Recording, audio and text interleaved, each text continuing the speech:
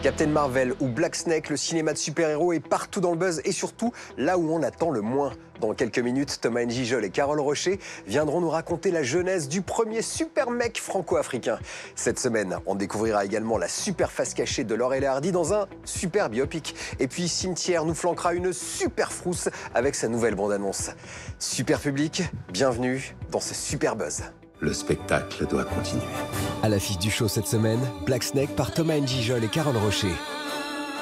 Les monts et merveilles de Captain Marvel. Laurel et Hardy en chair et en latex. Et les animaux en colère de Cimetière. Le buzz est un ami de longue date, fidèle et passionné. Ravi de t'avoir revu, tonton, bonne journée.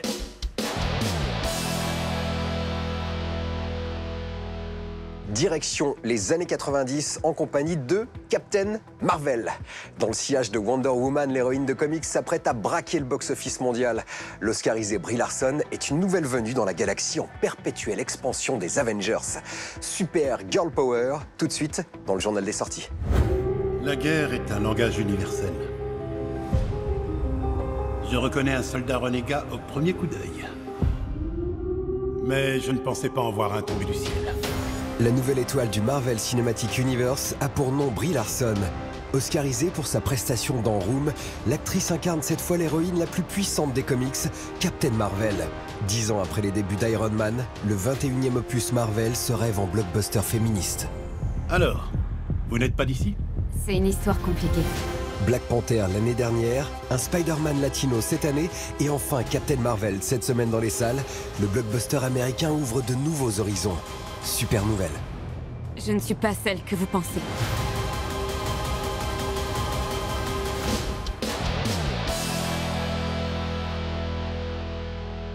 Camera set. Okay, back projection. Cue music. And action!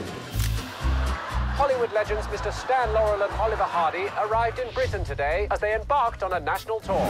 We're doing this while we're waiting for this new picture to come together. Stan et Ollie déroulent les dernières années du plus grand duo comique américain, soit l'histoire d'amitié de Laurel et Hardy, racontée dans un biopic aussi drôle que mélancolique. Jonas Baird porte un regard juste sur le temps qui passe et balaye tout, épaulé par les prestations immenses de Steve Coogan et John C. Reilly. There it is, the Eiffel Tower. It's amazing that you two are still going strong, still using the same old material. A lot of young people don't know who Laurel and Hardy are, but if you show them a picture of Laurel and Hardy, they go, oh, it's those guys in the bowler hats. It's almost like their trademark, that shape of their bodies and their hats is something that is just burned in everyone's consciousness. You're not leaving, are you, Stan?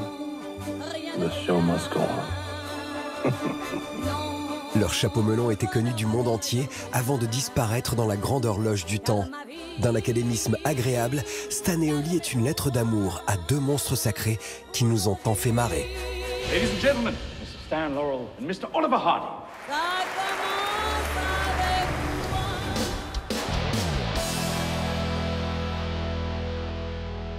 De retour sur le plateau du Buzz en compagnie de Carole Rocher et Thomas N'Gijol, les héros et les réalisateurs de Black Snake, en ce moment dans tous les super cinémas. Merci d'avoir accepté notre invitation, on est super heureux de vous avoir dans le Buzz. Merci à vous. Tout de suite, on regarde la bande-annonce de Black Snake, le retour de Thomas N'Gijol et Carole Rocher au cinéma. Comment va, papy?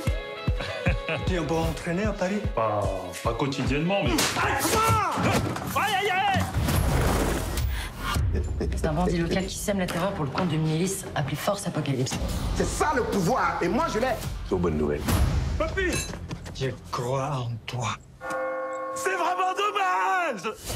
Tu es l'héritier des pouvoirs du serpent jaune.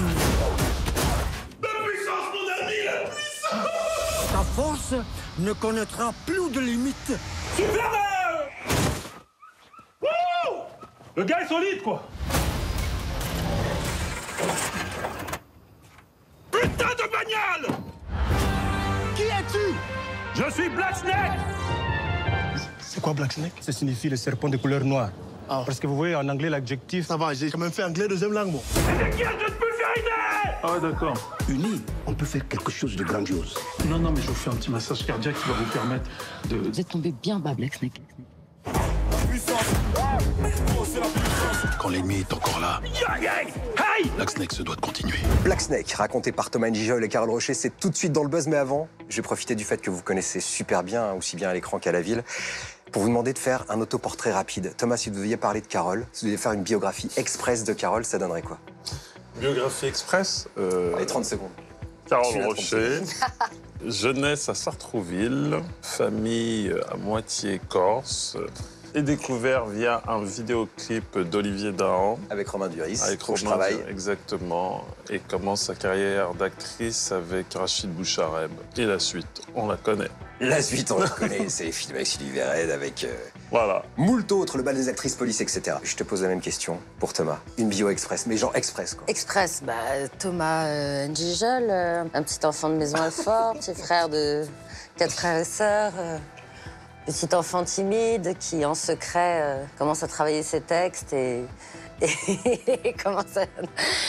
qui part prendre des petits cours de théâtre et se rend compte que le théâtre ne lui correspond pas. Et pour exprimer toute cette sensibilité, il va se servir de l'humour et on en est là. Du stand-up et du cinéma.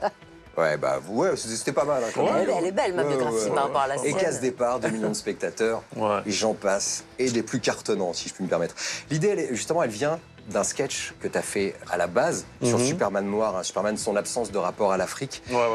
Superman, quand il vole au-dessus de l'Afrique, il fait semblant de pas nous voir. C'est ce que tu disais. C'est un des points de départ du film. Le personnage a été créé après, mais c'est vrai que voilà, on l'a créé avec un co-auteur, mais c'est vrai que ce sketch-là était inconsciemment un moteur aussi. C'est une fois que je voulais le contextualiser, on va dire un peu politiquement.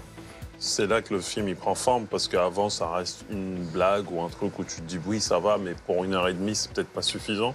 Et une fois que tu l'as mis dans un contexte un peu historique, et ça devient tout de suite super excitant. À partir du moment où j'ai rejoint Thomas et qu'on a réadapté le scénario ensemble pour des histoires de budget, pour avoir une vision commune, j'ai amené de moi. Et moi, mon intérêt de réaliser des films, c'est d'appliquer tout ce que j'ai pu apprendre en 25 ans de métier. Ça se situe surtout sur la liberté de jeu, c'est pas derrière des codes de jeu ou des choses très composées. On se transmet beaucoup de choses et puis après, voilà, c'est des échanges et là où on est d'accord, ça se passe, quoi. Black Snake, c'est à la fois un film de super-héros avec de l'action, c'est une comédie avec des gags visuels ou du comique de situation, ça tape sur la France-Afrique et le politiquement correct aussi, beaucoup. Et puis cerise sur le pili-pili, le film est beau et c'est pas à vous que je vais l'apprendre. On va pas citer de nom, mais l'écrasante majorité des comédies françaises, franchement, c'est moche.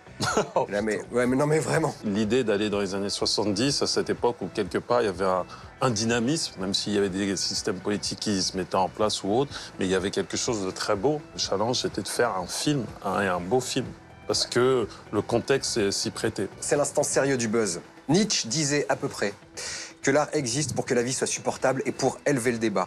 Est-ce que vous pensez qu'il y a quelque chose de cette idée qui est exprimée dans Black Snake? Je vous pose la question parce que pour moi, je suis pas le seul à le penser évidemment, mais la comédie, le rire, ça nous élève. Moi, je suis totalement d'accord avec ça. Bien sûr, la comédie, le rire, l'humour, bien sûr que ça élève. Ça peut même sortir de plein de situations. Les plus beaux rires, enfin moi, c'est ce que j'ai appris, viennent souvent de la gravité. Les rires légers, ça fait partie du quotidien. Mais les plus beaux rires, des fois, c'est la gravité. En fait, on s'en rend pas compte, mais on a atteint un extrême dans la violence, dans la dureté, dans un truc grave. Et de l'autre côté, il y a une contrebalance. Et quand l'équilibre est trouvé avec justesse ou par le hasard de la vie et qu'on se met à rire, c'est ce qu'il y a des fois de plus fort, quoi. Qu'est-ce que représente Black Snake à ce moment de vos vies? Est-ce que le fait de l'avoir mené à deux, comme ça, et de l'avoir bien mené, c'est quelque chose d'important? Il y a une espèce de grande fierté, mais pas fière au-delà de la fierté du film, d'avoir fait ça ensemble. Finalement, c'est très beau, parce qu'on a tout fait extrêmement sincèrement, de tout notre cœur. Je trouve ça magnifique, parce qu'on peut rien regretter, en fait. Oh c'est le mot de la fin, je crois. C'est la fin de cette interview. Ouais. Merci infiniment, Carole. Merci Thomas d'avoir été sur le plateau du Buzz avec nous. Vraiment, ça nous a fait super plaisir. On est vraiment contents. C'est réciproque. Et faites-vous plaisir, allez voir Black Snake qui écrit sa légende en ce moment dans les salles obscures. Allez le voir, vous allez passer un super moment. Mais attention, pour quelques instants encore, vous restez avec nous. Le Buzz continue avec l'avant-première.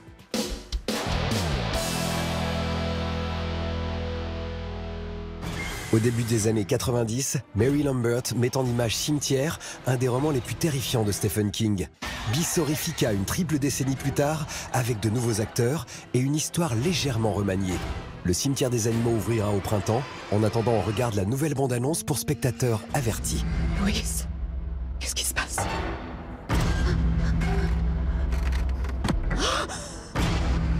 En bas, cette fille. J'aurais jamais dû vous montrer cet endroit. C'est pas seulement votre enfant qui va revenir. La barrière est brisée.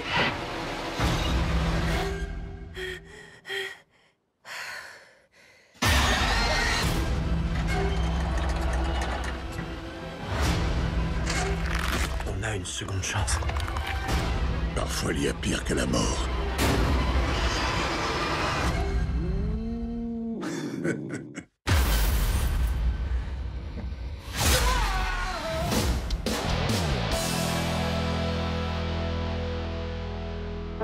À l'origine, une série de romans post-apocalyptiques de l'écrivain russe Dmitri Gloukovski, Metro est aussi une saga réputée du jeu vidéo. Le 3e épisode, Exodus, marque une nouvelle aventure pour le héros Artyom, la quête de la Terre promise. Fini les souterrains du métro moscovite, direction les plaines arides du Kazakhstan et ses monstres irradiés. Si la réalisation de ce monde semi-ouvert impressionne, la claustrophobie des 2 premiers titres n'est plus de mise et les mécanismes de jeu accusent un petit coup de vieux. Mais cette aventure possède assez d'atouts pour séduire.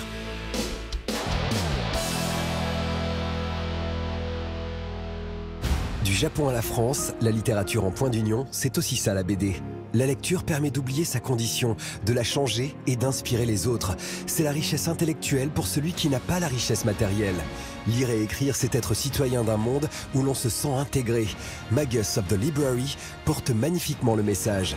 Enquête policière et récit initiatique sur fond de fantasy, le manga est une ode à la lecture et à la tolérance à travers la réalisation du rêve d'un marginalisé, le jeune Shio, qui veut protéger les livres. Radiante, c'est un succès français, un univers pensé à travers les codes de narration japonais et qui est aujourd'hui publié au Japon et adapté en animé. Tony Valente, son auteur, a digéré la pop culture du Club Dorothée, Dragon Ball en tête, mais c'est One Piece qui inspire son œuvre. Plein d'humour et dynamique, Radiante nous fait suivre les aventures de l'apprenti sorcier Seth dans son combat contre les Némésis qui l'ont infecté, mais auquel il a survécu. Avant de se quitter, on fait le point sur la photo finish. Ce super-héros ultra sapé, c'est Thomas N'Gijol dans la peau de Black Snake. Une comédie d'action caviardée de références bien digérée. On pense notamment à Shaft, un des héros de la Blaxploitation, un courant du cinéma américain des années 70. Jackie Chan est cité plusieurs fois, ainsi que tout un pan du cinéma d'arts martiaux. Et puis, Thomas N'Gijol s'est également inspiré d'un morceau du groupe californien Above the Law, le bien nommé Black Superman. Black Snake remixe la hip-hop culture en ce moment au cinéma. Clap de fin sur le buzz. Merci à vous de l'avoir suivi. On se retrouve la semaine prochaine si le cœur vous en dit. Et d'ici là, faites-vous une toile.